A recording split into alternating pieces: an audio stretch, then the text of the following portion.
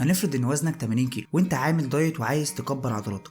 طبعا لازم تطلع عضل صافي. انت كده لازم تاكل بروتين من 120 جرام ل 160 جرام على مدار يومك. انت متخيل تاكل كل يوم نص كيلو فراخ تقريبا ب 75 جنيه من وقت الفيديو؟ دول تقريبا هيعملوا 60 جرام بروتين. وتاكل كمان ربع كيلو لحمه اللي هم تقريبا هيخش لهم في حوالي 50 جرام بروتين، وسعرهم دلوقتي في وقت الحلقه تقريبا 50 جنيه برضه. يبقى كده جسمك دخله 110 جرام بروتين تقريبا وصرف 125 جنيه في اليوم الواحد. انت متخيل جسمك ما خدش الكميه الكافيه من البروتين اللي هو عايزها، وكمان صارف تقريبا 4000 جنيه في الشهر. ده غير طبعا بقيه الاكل وبقيه الوجبات والتمرين بتاعك واشتراك الجيم، ويا سلام كمان لو في مكملات.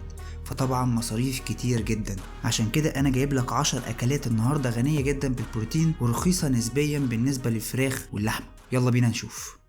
السلام عليكم. النهارده هنتكلم على حاجه مهمه جدا وكلنا بنعاني منها، سواء كمال الاجسام او الناس الغذائيه او اللي بتهتم اصلا بالنظام الغذائي بتاعها من حيث البروتين. الاسعار دلوقتي بقت ضربه نار، والفراخ بقت غاليه جدا. كيلو فراخ وصل ل 90 جنيه تقريبا، وكرتونه البيض عدت ال 100 جنيه، وكمان كيلو اللحمه كمان دخله في 250 جنيه وشويه هيبقى 300. فاحنا لو كل واحد اصلا بيهتم بالنظام الغذائي بتاعه وهيدخل الجرامات البروتين اللي المفروض كل جسم واحد محتاجه، سواء بينشف او بيضخم، هيدفع فلوس كتير جدا على مدار الاسبوع او على مدار الشهر. طيب هنجيب البروتين ده كله منين؟ نوقف خلاص يعني نتمرن وخلاص وناكل اي حاجه، ولا نعمل ايه بالظبط؟ النهارده هنتكلم على عناصر بروتين موجوده في حياتنا وربنا خلقها ومليانه بالبروتين وكل الامينو اسيدز بس بسعر رخيص. انا مش بقول ان احنا هنعتمد على البروتين ده على طول، رغم ان احنا ممكن نعتمد عليه اصلا، بس احنا بنحاول ننوع ما بين الاغذيه. يعني في الاسبوع ممكن ناكل مره او مرتين فراخ، مره او مرتين لحمه، وبقيه الاسبوع او بقيه الايام ممكن نستخدم البروتين الرخيص. هو مش معنى ان هو رخيص يبقى هو كده مفيهوش فايده، لا، ده فيه فايده كبيره جدا وهنعرفها النهارده. في حلقه النهارده حلقه مهمه جدا هتفيدنا كلنا ككمال اجسام، او الناس اللي بتدخل البروتين بتاعها او القيمه الغذائيه بتاعتها كامله، او سواء واحد عايز يدخل اكل نضيف ويلعب في الجيم ويكون رياضي. اول حاجه لازم نعرفها عن البروتين هو انا اصلا ليه اكل بروتين. يعني انا ممكن ليه مثلا ما اكلش رز ومكرونه وخلاص، شويه سلطه وخلاص؟ لا، البروتين مهم جدا لاي واحد سواء بيلعب كمال اجسام او ما بيلعبش كمال اجسام. طيب بالنسبه لواحد مهتم بالعضلات، فالبروتين يعتبر هو الغذاء الرئيسي للعضلات. انت بتروح الجيم بتهد العضله في التمرين اللي انت بتعمله، وبتحاول تعلي هرمون الجي اتش عندك زي ما قلنا الحلقه اللي فاتت، وبعد التمرين بحوالي ساعة ولا ساعتين بتبتدي تاكل وجبة مليانة بالبروتين. ده عشان انت كده بتغذي العضلات او بتكبر عضلاتك. فده اول حاجة مهمة جدا كبروتين، ان هو بيعتبر غذاء الاساسي للعضلات. تاني حاجة وحاجة مهمة جدا ان هو بيخش في تركيب انزيمات مهمة جدا للجسم وعمليات حيوية ربنا خلقنا بيها. ده زي ان هو بيساعد على هضم الطعام وتجلط الدم، ده غير عمليات كتير جدا مهمة للجسم. وحاجة مهمة جدا البروتين بيعملها في الجسم ان هو بيخش في تركيب هرمونات زي هرمون الانسولين والكولاجين والجي اتش، وكمان هرمون الجلوكاجون. احنا اتكلمنا بالتفصيل عن الهرمونات دي كلها في الحلقة اللي فاتت بتاعت حلقة الكرش والدهون الثلاثية.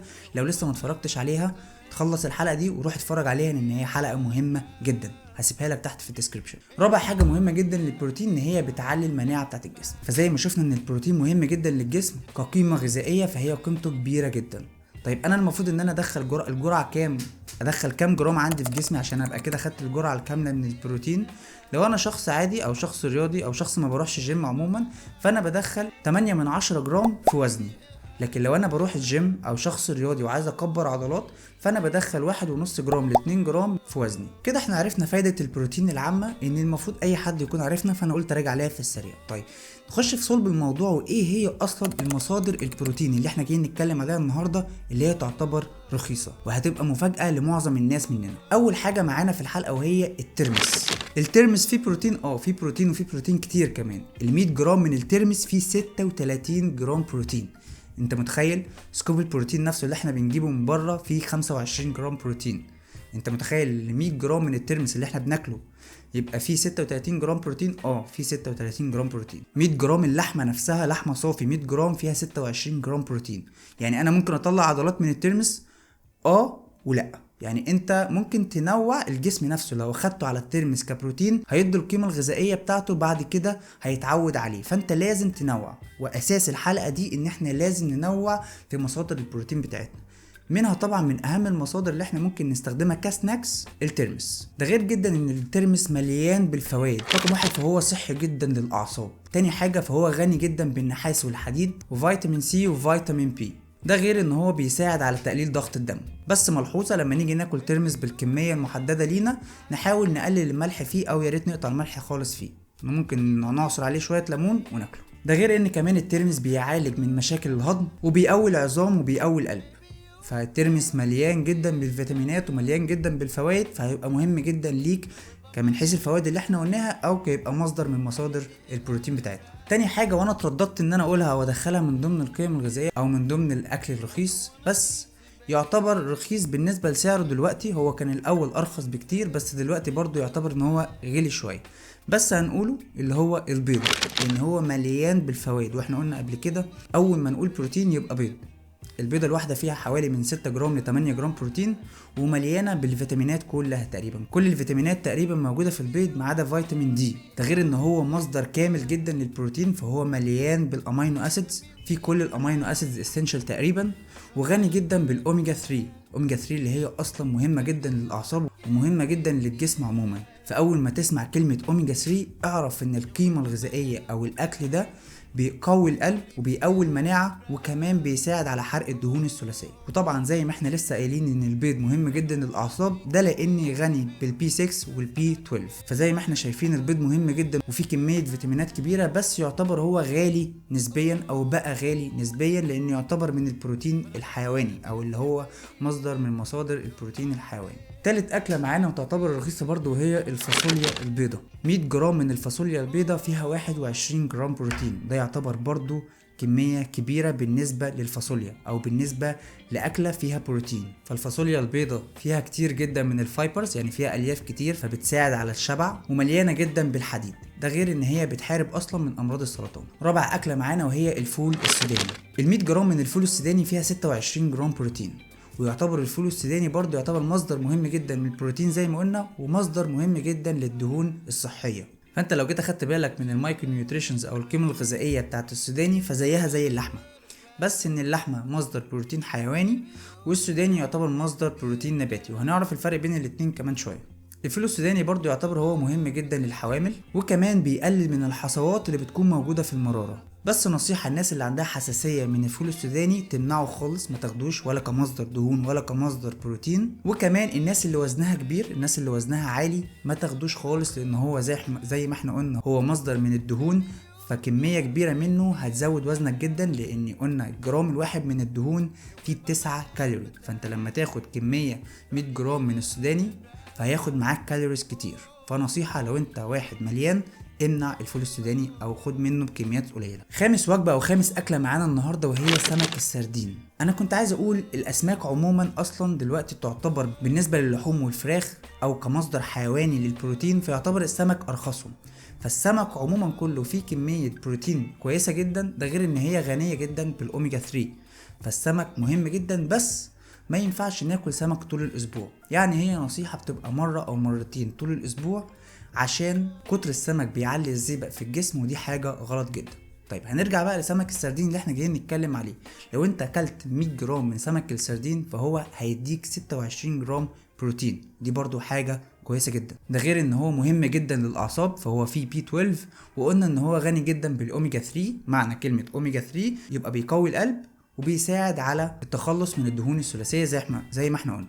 ده غير ان الاسماك عموما كلها مليانه بالحديد والفسفور والزنك، ودي حاجه كويسه جدا للجسم. احنا كده قلنا 5 عناصر فيهم بروتين كتير، وممكن نبدلهم بالفراخ او اللحمه او الحاجات اللي بقت غاليه، والحاجات اللي احنا قلناها تعتبر رخيصه نسبيا. طيب انا معايا 5 اكلات كمان، بس قبل ما نتكلم فيهم عايزين نعرف ايه الفرق بين البروتين الحيواني اللي هو الحاجات الغاليه جدا والبروتين النباتي. واحد ممكن يجي يقول لي دلوقتي انت كل اللي بتتكلم فيه ده او معظمه بروتين نباتي، يعني ما يتقارنش بالحيواني، ما انا اكيد مش هطلع عضلات من الترمس مثلا. هقول لك لا، في ناس بتطلع عضلات من الترمس، بس هي الفكره كلها اللي انا لازم انوع اللي انا بدخله في جسمي.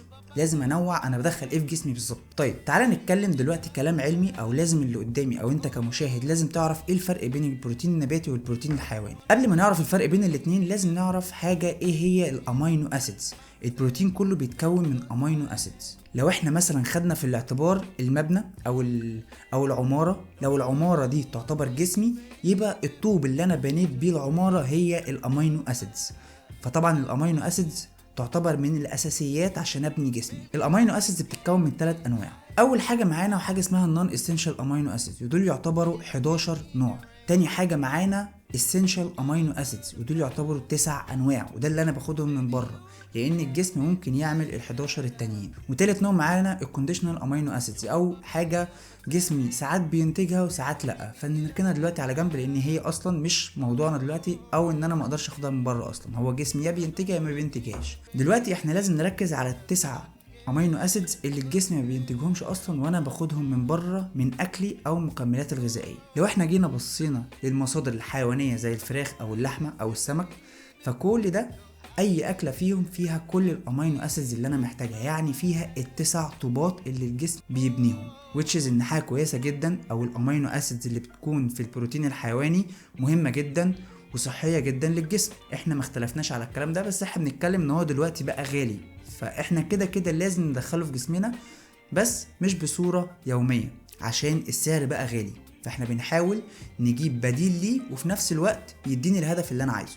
البروتين النباتي بقى فيه ايه؟